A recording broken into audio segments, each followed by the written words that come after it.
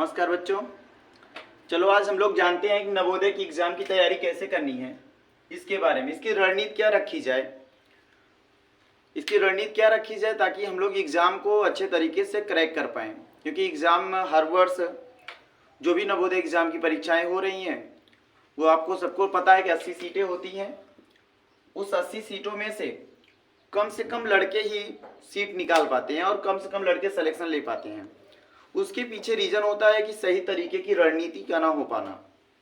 जो लड़के सही तरीके की रणनीति नहीं कर पाते वही एग्ज़ाम क्वालिफाई करने से दूर रहते हैं।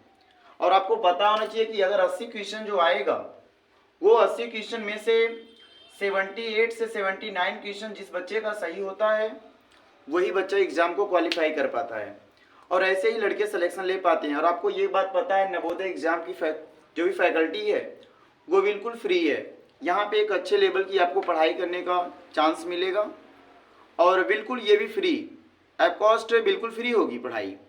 तो ऐसी स्थिति में आपको सबसे पहले किस तरह के नवोदय एग्ज़ाम की हमें तैयारी करनी है, इस एग्ज़ाम की रणनीति सबसे पहले ज़रूरी बहुत जानना है। और जल्द ही एग्ज़ाम का फॉर्म भी आने वाला है और एग्ज़ाम आपकी लगभग फरवरी तक कंडक्ट करा ली जाएगी। पिछली बार तो एग्ज़ाम काफ़ी लेट हुआ, 30 अप्रैल को हुआ, लेकिन अब की बार एग्ज़ाम जहाँ तक नवोदय समिति की माना जाए तो हम लोग ये पता किया जा रहा है कि लगता है कि एग्ज़ाम अब की बार फरवरी तक कंडक्ट करवा लिया जाएगा। तो चलिए हम लोग देखते हैं कि नवोदय एग्ज़ाम की कैसे तैयारी करें। अगर सही दिशा में हम लोग तैयारी करेंगे तभी सिलेक्शन हो पाएगा, अन्यथा सिलेक्शन से हम वंचित रह पाएंगे। तो देखिएगा, ये जो भी पाठ्यक्रम हमारे पास है, इस पाठ्यक्रम में 3 प्रकार के पाठ्यक्रम मतलब 3 प्रकार के सिलेबस में 3 विषय को लिया गया है। एक तो मैथ का सिलेबस लिया गया है, हिंदी है और रीजनिंग है। तो आपको देखना है जो मैथ का क्वेश्चन आता है वो क्वेश्चनों की संख्या होती है 20 क्वेश्चन मैथ से आते हैं और यहाँ से हिंदी क्वेश्चन 20 आते हैं।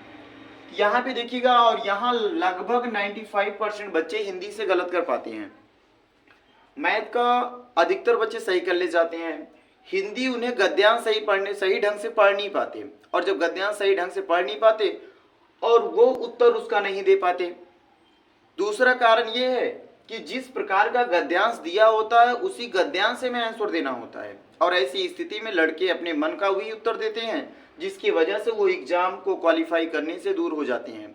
इसलिए तो हमें पहले एक तो सबसे पहले रणनीति बनानी पड़ेगी, किस प्रकार की हिंदी की तैयारी हमें करनी है, किस प्रकार से हमें रीजनिंग की तैयारी करनी है, किस प्रकार से हमें गणित की तैयारी करनी है। ये सबसे बड़ी रणनीति है। जैसे 20 क्वेश्चन यहाँ पे 95% बच्चे ऐसे होते हैं जो गणित को भी क्लियर कर पाते हैं और जो रीजनिंग होता है बिल्कुल ग्राफ से होता है, बिल्कुल चित्र से होता है, ग्राफ से होता है।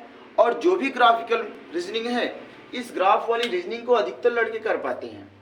तो आपको जैसे इसमें पेपर काट आ जाएगा, पेपर मोड़ना आ जाएगा, दर्पण प्रतिबिंब आता है और जल प्रतिबिंब के भी कुछ क्वेश्चन आते हैं, छिपी हुई आकृतियां खोजना पड़ता है। रीजनिंग के कुछ विशेष सवाल हैं, वो 10 टाइप के सवाल आएंगे और हर एक टाइप से 4 क्वेश्चन पूछा जाता है और इस प्रकार से रीजनिंग के टोटल 40 क्वेश्चन हो जाते हैं। और ये अपने आप में बहुत बड़ा मायने रखता है कि एग्जाम में रीजनिंग के सवाल सबसे ज्यादा हैं। अगर हम दोनों मिला के 50% करेंगे तो अकेले रीजनिंग 50% देता है और ये सबसे आसान भी है। अगर पढ़ा जाए तो सबसे आसान देखा जाए कुछ है तो क्या है, रीजनिंग है। और अगर ये हम कर पाए तो समझ लीजिए हमें ये बैलेंस करते हैं, जो मैथ का क्वेश्चन है और ये जो हिंदी का क्वेश्चन, ये बैलेंस करते हैं। हर एक क्वेश्चन में यहाँ से 4 गद्यांश आपको मिलेंगे पढ़ने के लिए और हर एक गद्यांश 5-5 क्वेश्चन लेके आएगा। उस क्वेश्चन में से कुछ क्वेश्चन पर्यायवाची के हो जाते हैं, कुछ क्वेश्चन जो होते हैं वो विलोम के भी दे दिए जाते हैं। ऐसे कुछ क्वेश्चन रहते, कुछ क्वेश्चन का शब्दार्थ से दिया है उसका अर्थ पूछ लिया जाता है। और अधिकतर क्वेश्चन जो होते हैं लगभग 20 क्वेश्चन में से, इस 20 क्वेश्चन हिंदी के जो भी आएंगे उसमें से आपसे 4, 2, 3, 2, 4 से 5 क्वेश्चन जो रहता है विलोम से हो जाएगा, विलोम या पर्यायवाची से रहता है। और बकिया जो आपके पास 14, 15 से 16 क्वेश्चन मिलेंगे वो पूरी तरह से गद्य के ऊपर निर्भर होते हैं। इसकी रणनीति सबसे पहले जानना आपको बहुत जरूरी है। तो आइए हम लोग जानते हैं मैथ में।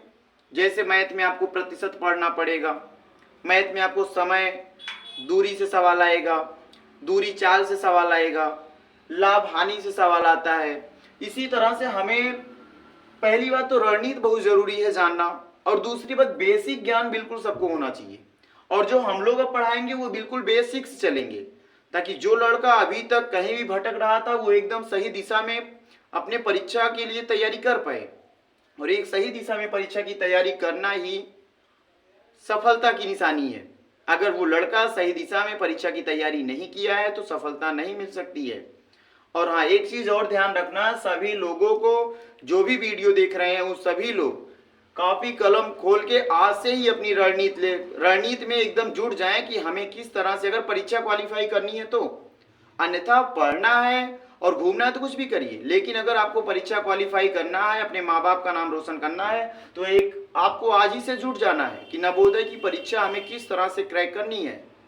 और सभी लोग, मैं बता रहा हूँ, डेली का डेली हम लोग कुछ ना कुछ वीडियो लेके आएंगे और डालेंगे, जिसको देख करके आप एक एग्जाम, कहीं अन्य बुक पढ़ने की जरूरत नहीं है। मैं पढ़ाऊंगा 100%, जितने बुक के क्वेश्चन आएंगे एग्जाम में या जो भी एग्जाम में क्वेश्चन आएंगे, बिल्कुल क्वेश्चन अगर नहीं मिलेगा तो आप फिर कहिएगा। तो सबसे पहला काम क्या होगा, आपको कोई बुक परचेज करने की जरूरत नहीं है। आपको सीधा सीधा एक ही बात याद रखना है कि जो भी कंटेंट दूंगा उस सभी कंटेंट को आपको करते चलना, वो भी बिल्कुल वीडियो के थ्रू ऑनलाइन पढ़ते चलो। उसके जो भी क्वेश्चन हो रहे हैं तुरंत का तुरंत नोट डाउन करते चलो, तभी जाके आप तैयारी कर पाएंगे। अभी यहाँ पे कोई फैसिलिटी नहीं मिलेगी कि आपको नोट्स मिलेगा, आपको कोई बुक परचेज करनी है, अभी कुछ नहीं करना है। उसके बाद आने वाले कुछ दिन के बाद मैं क्वेश्चन आंसर भी कराऊंगा, जो भी उसके प्रैक्टिस सेट रहेंगे वो सब प्रैक्टिस सेट 30-40 प्रैक्टिस सेट आपको करवा दिया जाएगा।